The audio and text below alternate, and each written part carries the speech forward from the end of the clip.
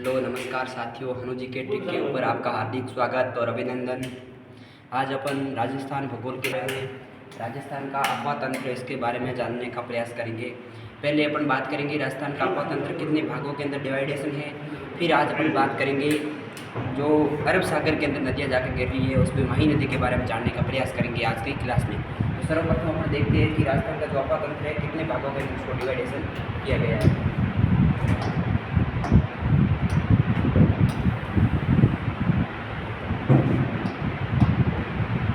ये राजस्थान का अफवातंत्र है, इसको कितने भागों में बांटा गया? 3 भागों में बांटा गया। कितने भागों में? 3 भागों में बांटा गया। 3 भाग कौन कौन से? एक भाग है आंतरिक अफवातंत्र, दूसरा बंगाल की खाड़ी का, तीसरा अरब सागर का अफवातंत्र। पहला तो कौन सा? आंतरिक अफवातंत्र। कौन सा अफवातंत्र? आंतरिक अफवातंत्र। दूसरा कौन सा? अरब सागर अफवातंत्र। अरब सागर अफवातंत्र। तीसरा कौन सा? बंगाल की खाड़ी का अफवातंत्र। बंगाल की खाड़ी का अफवातंत्र। ठीक है, तो अब बात करते हैं कि आंतरिक अफवातंत्र कितना भाग है, बंगाल की खाड़ी का कितना भाग है, अरब सागर का कितना भाग है। तो आंतरिक अफवातंत्र है वो लगभग 60% है। कितना है? लगभग 60%। अरब सागर कितना है? लगभग कितना प्रतिशत है? 16% है। और ये कितना है? लगभग 24%। ठीक है, अब बात करेंगे अरब सागर अफवातंत्र के बारे में, डिटेल से जानने की कोशिश करेंगे। इसके बारे में अरब सागर अफवातंत्र,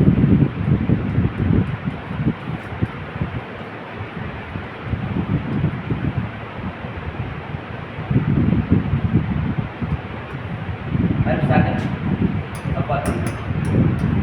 तो पहले देखते हैं अरब सागर अफवातंत्र के अंदर मुख्य रूप से नदियाँ कौन कौन सी आती हैं।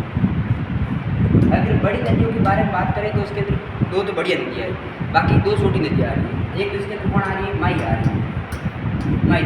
दूसरी कौन सी आ रही है? लूणी आ रही है। तीसरी कौन सी आ रही है? पश्चिम बनास आ रही है। और चौथी कौन सी आ रही है? साबरमती आ रही है। कौन सी आ रही है? साबरमती आ रही है। अब हम बात करेंगे माही नदी के बारे में। किसके बारे में जानने की कोशिश करेंगे? माही नदी के बारे में। तब आपको आगे कन्फ्यूजन हो सकता है, उसके बारे में हम पहले ही क्लियर कर देते हैं। एक होता है नदी, एक होती है सहायक नदी,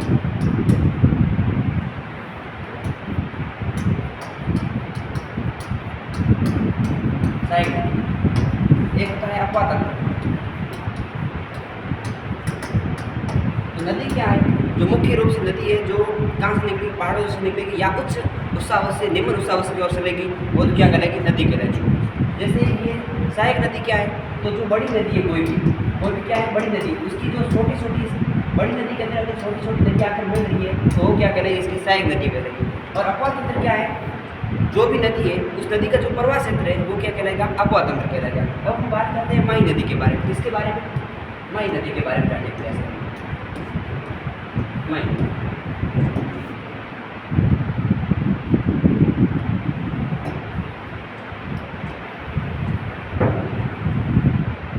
ये राजस्थान को माना कि क्या है? दक्षिणी भाग है। कौन सा भाग है? दक्षिणी भाग।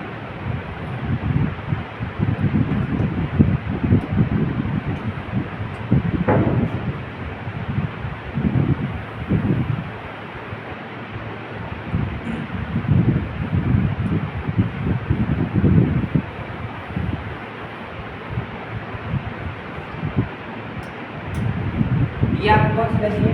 माही नदी। कौन सी नदी? माही नदी। माही नदी का जो स्थल है वो कौन सा है? यहाँ एक झील है, इसका झील का नाम है महेंद्र झील। कौन सी झील? महेंद्र झील, जो कहाँ पड़ती है? एमपी के अंदर पड़ती है। कहाँ पड़ती है? एमपी के अंदर। फिर ये महेंद्र झील से वापस राजस्थान के अंदर प्रवेश करती है। जो माही नदी है कहाँ प्रवेश करती है? राजस्थान के अंदर। राजस्थान के बाद ये कहाँ प्रवेश करती है? गुजरात के अंदर प्रवेश करती है। कहाँ करती है? गुजरात के अंदर। अर्थात यहाँ से ये पॉइंट क्लियर होता है कि नदी 3 राज्यों के अंदर क्या होती है? प्रवाहित होती है। राजस्थान में कहाँ से प्रवेश करती है? राजस्थान में प्रवेश करती है खांडू गाँव। कौन सा गाँव? खांडू गाँव। खांडू गाँव कहाँ अंदर है? बांसवाड़ा के अंदर। कहाँ है? बांसवाड़ा के अंदर है। फिर आगे आते हैं तो इस खांडू जिले गाँव से तो प्रवेश कर गई नदी, कहाँ? राजस्थान के अंदर। फिर आगे इस पर एक बांध बना हुआ है। क्या बना हुआ है? बांध। उस बांध का नाम है माही बजाज सागर बांध। माही बजाज सागर बांध। कौन सा बांध? माही बजाज सागर बांध। इसके बारे में आगे डिटेल जानेंगे। एक बार शॉर्ट कर देखते हैं। ये कौन सा बांध है? इसके बाद में एक आगे और बांध होता है जिसका नाम है काकनी पिकअप बांध। कौन सा बांध? काकनी पिकअप बांध। पिकअप बांध का मतलब क्या हुआ? जैसे कोई भी उसकी चैनल गेट खोल दी जाए तो उसके अंदर पानी बिल्कुल नहीं रहेगा। क्या नहीं रहेगा? पानी बिल्कुल नहीं रहेगा। फिर आगे आते हैं तो यहाँ आपको एक मिलेगा त्रिवेणी संगम मिलेगा। क्या मिलेगा? त्रिवेणी संगम मिलेगा। किसका मिलेगा? इधर से आ जाती है सोन, इधर से आ जाती है जाखम और ये माई स्वामी है। क्या होता है? नवा टापरा, नवा टापरा बेणेश्वर। और ये कहाँ पड़ती है? डूंगरपुर के अंदर पड़ता है। कहाँ पड़ता है? डूंगरपुर के अंदर पड़ता है। फिर अपन आगे आते हैं, क्या आपको एक स्थान मिलेगा? गरियाकोट। कौन सा स्थान? गरियाकोट। गरियाकोट किसके लिए प्रसिद्ध है? रमकड़ा उत्पादन के लिए प्रसिद्ध है। फिर अपन गुजरात के अंदर आपको एक बांध मिलेगा जिसको कहते हैं कंडाणा बांध। कडाणा। कौन सा बांध? कडाणा बांध। कडाणा बांध पूछे तो कहाँ बताना है आपको? गुजरात के अंदर बताना है। अगर आप कंडाणा बैक वाटर पूछे तो आपको कहाँ बताना है? डूंगरपुर के अंदर बताना है। कडाणा बैक वाटर, तो ये तो कहाँ है? डूंगरपुर के अंदर। कहाँ है? डूंगरपुर के अंदर, जो कडाणा बांध से पीछे है। अब बात करते हैं अपन जैसे माई बाजार सागर बांध है, तो इसके बारे में जानने से क्या करेंगे? डिटेल से जानने की कोशिश करेंगे। कौन सा बांध? माई बाजार सागर बांध।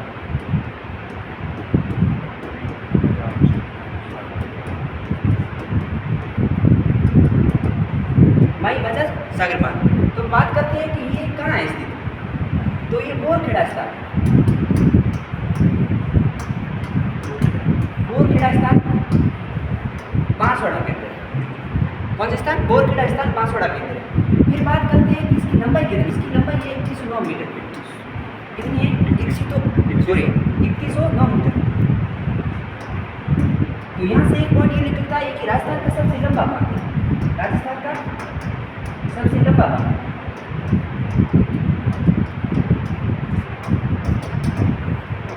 राजस्थान का सबसे क्या है? लंबा बांध है। अगर जल भराव की दृष्टि से देखें, जल भराव की दृष्टि से देखें तो उसका कौन सा स्थान लगता है? सेकंड स्थान लगता है। तो फर्स्ट पोजीशन किसकी है? राणा प्रताप सागर। कौन सा बांध? राणा प्रताप सागर। अगर बात करें ये तो जल भराव की दृष्टि से हो गया। अगर पूछने के सबसे ऊंचा बांध कौन सा है? सबसे ऊंचा बांध कौन सा है? तो जाखम बांध। कौन सा बांध है? जाखम बांध। जाखम बांध कौन सी नदी पर है? जाखम नदी पर है। इसकी लंबाई की ऊंचाई कितनी है? 81 मीटर। तो ये तो क्या हो गया? माई बाजार सागर बांध हो गया। अब इसके बारे में कुछ पॉइंट रह जाते हैं। माई बाजार सागर है, ये एक परियोजना भी है। क्या है? एक परियोजना भी है जो दो स्टेट के मध्य है। एक तो अपना गुजरात है, एक तो कौन सा है? राजस्थान है। अगर पानी की दृष्टि देखें या सिंचाई की दृष्टि से देखें तो गुजरात को मिलता है 55% भाग। कितना मिलता है? 55। राजस्थान को कितना मिलता है? 45%। कितना मिलता है? 45%। अगर इसमें विद्युत उत्पादन, ये तो किसकी दृष्टि से? सिंचाई की दृष्टि से। अगर विद्युत की दृष्टि से देखें तो इसको तो 0%, राजस्थान को 100%। कितना मिलता है? 100%। अब हम वापस आते हैं भाई नदी पर।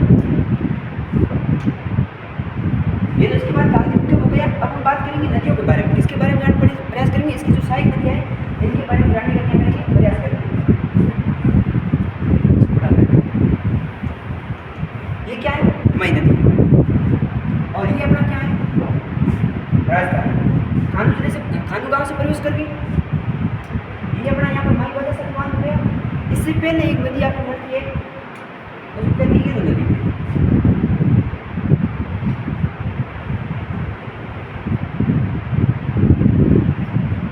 कौन सी नदी? ईरू नदी।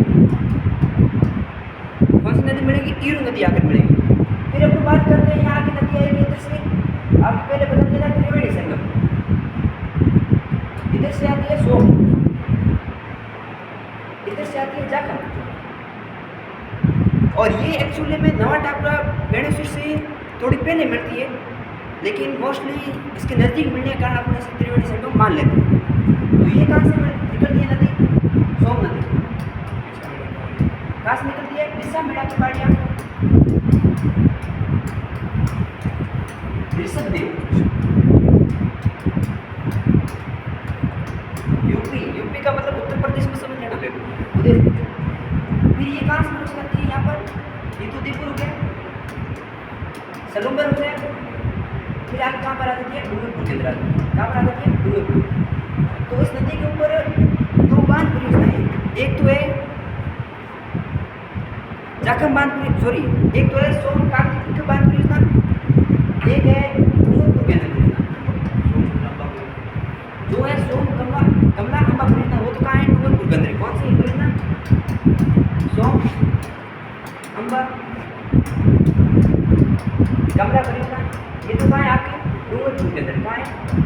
डूंगरपुर के अंदर।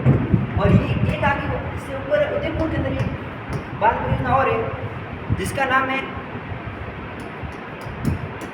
सोमकाक परियोजना। ये कहाँ है आपकी? यूपी, मतलब उदयपुर के अंदर। फिर बात करते हैं ये नदी कौन सी होगी? जाखम नदी। तो जाखम नदी का उत्तर स्थल क्या है? भंवर माता की पहाड़ियाँ। कौन सी पहाड़ियाँ? भंवर माता की पहाड़ियाँ, प्रतापगढ़ से। अगर पर्टिकुलर स्थान पूछे तो बिचा मेड़ा।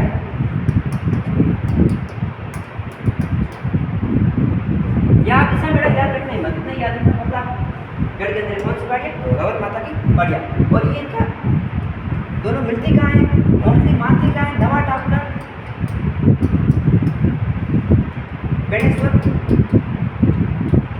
डूंगरपुर। लेकिन मिलती इससे जस्ट थोड़ी पहले है। फिर इधर से नदी आती है, एक तो आती है साप, एक आती है अनास, और इस अनास की सहायक नदी है हरण। कौन सी है? हरण। इधर से एक नदी आती है जिसका नाम है मोरेन। क्या नाम है? मोरेन। और कडाना बांध के बाद अगर माई नदी के अंदर सबसे बाद में कोई नदी सहायक आकर बढ़ती है तो उसका नाम है भादर। क्या नाम है? भादर। वो कहाँ बढ़ती है? ये जो कडाना बांध है गुजरात में, इसके बाद में आकर बढ़ती है। कौन सी नदी? भादर नदी। अगर आप पूछते हैं कि सबसे सर्वप्रथम माई नदी के अंदर कौन सी नदी बढ़ती है तो आपको बताना है इरू। एकमात्र नदी जो माई वजह से पहले बढ़ती है वो कौन सी है? इरू। अगर आपसे पूछते हैं सबसे बेस्ट में कौन सी नदी बढ़ती है तो आपको बताना है भादर। अगर आप पूछते हैं कि राजस्थान के अंदर बेस्ट में नदी कौन सी बढ़ती है तो आपको बताना है मोरेन। जय हिंद साथियों।